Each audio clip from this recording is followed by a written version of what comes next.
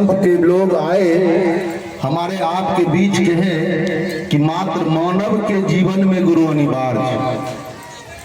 वह ऐसा नहीं कहा कि किसी प्राणी के जीवन में गुरु अनिवार्य है। हमारे आपके बीच में सत्संग हुआ करते हैं, उसी सत्संग में हम भी सुना कि 84 लाख जोनी है। हम प्रयत्न किए कि कुछ जोनी को गिना जाए, कुछ जोनी को गिनने का प्रारंभ किए। 100 नहीं पार कर पाए हैं आज तक कि 100 जोनी हुआ है, लेकिन उन्होंने कहा कि 84 लाख जोनी,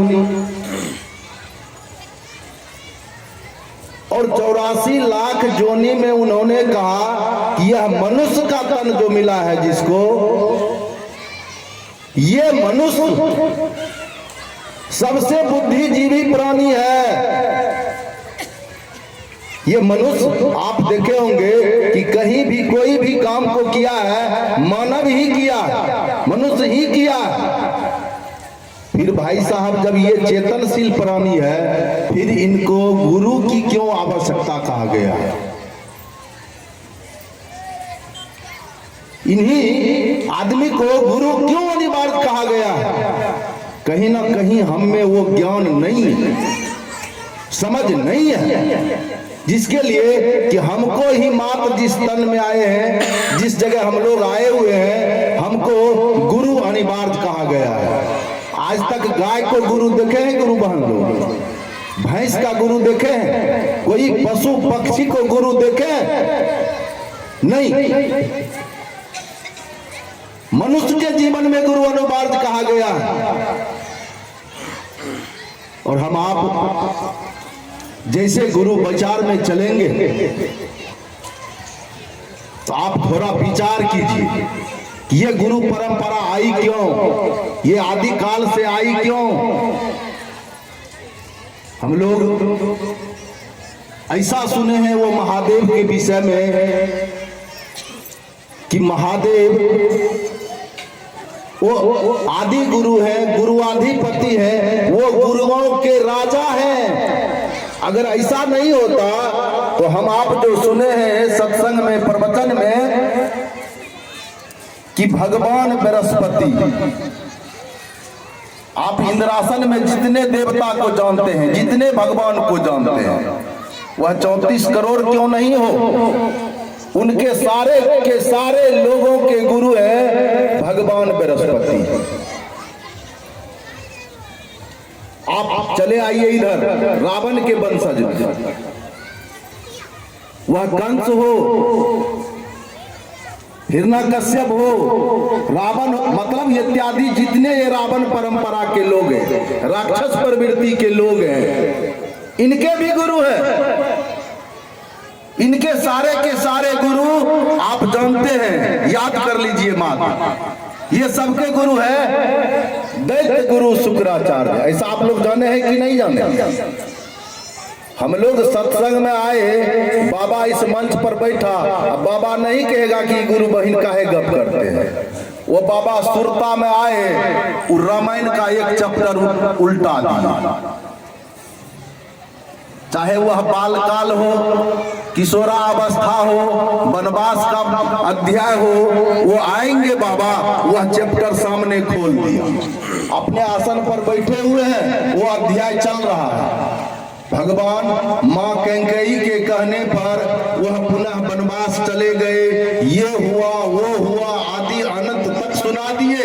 बाबा का समय खत्म, बाबा भी अपने आश्रम को वापस। हम क्या समझे क्या नहीं समझे, इनसे हमको कोनो विचार नहीं है, न तो बाबा का विचार है, न आगे श्रोता बैठे हुए उनको भी कोई विचार नहीं है।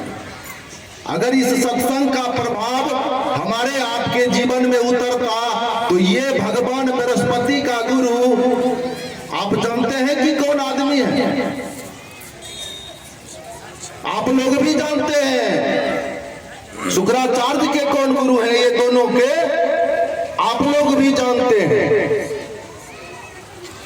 इन दोनों के गुरु शिव गुरु बहन कह रही है, मैं नहीं कह रहा। मैं भी कहीं सुना हूं, जो बातों को आपको सुना रहा, यही शिव की चीज सीखता है कि आप जितने कहीं भी किस बात को सुने हैं, आप में जो समझ आया है, यही समझ आप सामने बैठे गुरु भाई गुरु बहन को समझा दीजिए, उसमें भी वो समझ आ जाए। जब तक हम समझेंगे नहीं कोई बात को, तो हमें समझ आएगा ही नहीं। वही बात शिव चर्चा में भी हो रहा है कि बाबा बैठे हुए हैं, कारण कि आप बाबा को आमंत्रण दे के बुलवाए, बाबा को गाड़ी दिए, भाड़ा दिए। अब भाई आप बाबा को दिए होंगे या कोई शिव चर्चा वाला वैसा व्यक्ति आपके समाज में आते हैं, लेकिन हम लोग तो यहाँ आते हैं कि मैं शिव का शिष्य कितना बना हूँ, वो जाकर ये चर्चा में जाएंगे, सुनेंगे, समझकर हम कितना बने हैं ये सामने वाला से तुलना करेंगे। ये मेरा उद्देश्य है। आप लोगों का क्या मानसा है ये मैं नहीं जानता।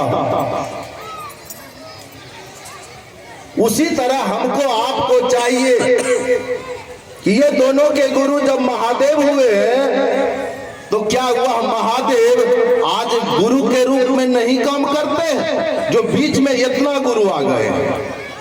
हम एक सत्संग में सुने, एक बाबा कह रहे थे कि अभी तक उस समय से त्रेता द्वापर के समय से पहले नहीं है, भगवान बृहस्पति थे, शुक्राचार्य थे, रावण आज तो नहीं आया। ये 5000 वर्ष पुराना घटना है। उस समय उनके गुरु शिव थे और आज वह गुरु शिव जो साहब श्री हरिंद्रानंद के माध्यम से हम आपको समझा रहे हैं। तो क्या इस बीच में आज तक कोई आदमी, कोई गुरु भाई, कोई गुरु बहन या कोई अदर मत पंथ के लोग या समाज के कोई प्रबुद्ध लोग, आप एक बात हमें समझा दीजिए कि इस बीच में महादेव मर गया, ऐसा सुने हैं आप लोग? जब आप लोग नहीं सुने हैं तो उस समय जब महादेव गुरु के रूप में काम करते थे, जब वो मरा भी नहीं तो वो पानी में विलीन तो नहीं हुआ। जैसा हम आप सुने हैं कि भगवान राम इस धरती पर आए जो विष्णु के अवतार थे। जब वह शरीर छोड़ना प्रारंभ किया, जब उनका लीलाएं समाप्त हुआ, तो वो कहां जाके अपना शरीर को त्याग किए थे? सरयुग नदी में जल समाधि लिए थे। जैसे मेरा पिताजी शरीर छोड़ा, मैं शमशान घाट पहुंचाया, ऐसा भगवान राम के विषय में नहीं लिखा गया। वह सरयुग नदी में जल में समाहित हुआ था।